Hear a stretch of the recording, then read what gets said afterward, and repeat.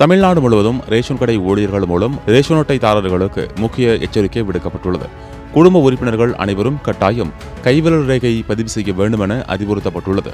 இதுவரை கைவிரல் ரேகை பதிவு செய்யாதவர்கள் உடனடியாக பதிவு செய்து கொள்ள வேண்டும் என்றும், இதனை பின்பற்றாதவர்களின் பெயர்கள் ரேஷன் கார்டில் இருந்து நீக்கப்படும் என்றும் எச்சரிக்கை விடுக்கப்பட்டுள்ளது. இந்த அறிவுறுத்தல் கடந்த சில மாதங்களாக ரேஷன் பொருட்கள் வாங்க வரும் பொதுமக்களிடம் தொடர்ந்து தெரிவிக்கப்பட்டு வந்தது. இருப்பினும் பலர் இதை அலட்சியப்படுத்தியதாக கூறப்படுகிறது.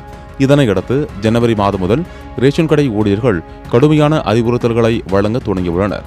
கைவிரல் ரேகை பதிவு செய்யாத குடும்ப உறுப்பினர்கள் விரைவாக பதிவு செய்யாவிட்டால் அவர்களின் பெயர்கள் கார்டில் இருந்து நீக்கப்படும் என்று தெரிவிக்கப்பட்டுள்ளது. குறிப்பாக அரிசி ரேஷன் அட்டை வைத்துள்ளவர்களுக்கு இந்த அறிவுறுத்தல் தீவிரமாக வழங்கப்பட்டு வருகிறது.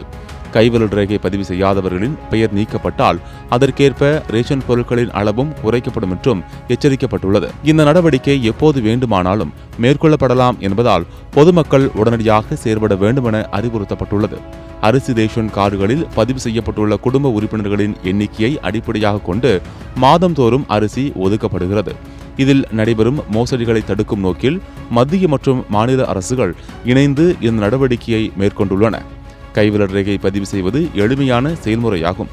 ரேஷன் கார்டுகளில் வழக்கமாக பொருள் வாங்கும் கடைக்கு சென்றால் சில நிமிடங்களில் பதிவு செய்து கொள்ளலாம். சொந்த ஊருக்கு செல்ல முடியாதவர்கள் ஒரே நாடு ஒரே ரேஷன் திட்டத்தின் கீழ் எந்த ரேஷன் கடையிலும் இந்த சேவையை பயன்படுத்திக் கொள்ளலாம்.